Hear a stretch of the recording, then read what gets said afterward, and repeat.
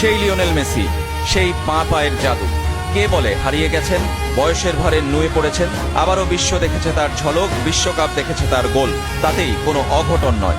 আলজেরিয়াকে থামিয়ে প্রথম ম্যাচে হারিয়ে বিশ্বকাপ নিজেদের ঘরে রাখার মিশন শুরু করলো আর্জেন্টিনা। আর সেখানেই নায়ক আলবি সেলেস্তের অধিনায়ক লা পুলগা।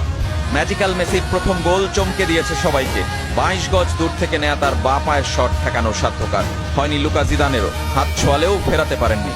গ্যালারিতে বসে বাবা জিনেদিন জিদানও তাই একদিকে দেখেছেন মহাতারকার আরও একবার জ্বলে ওঠা, আর নিজের ছেলের নিভে যাওয়া।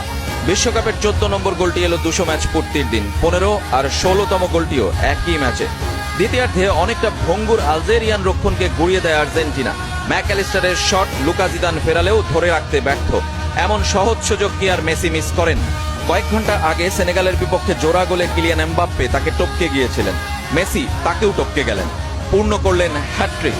শুধু এমবাপ্পেকেই পেছনে ফেললেন না, ফেললেন ব্রাজিলিয়ান রোনালদো এবং জার্মান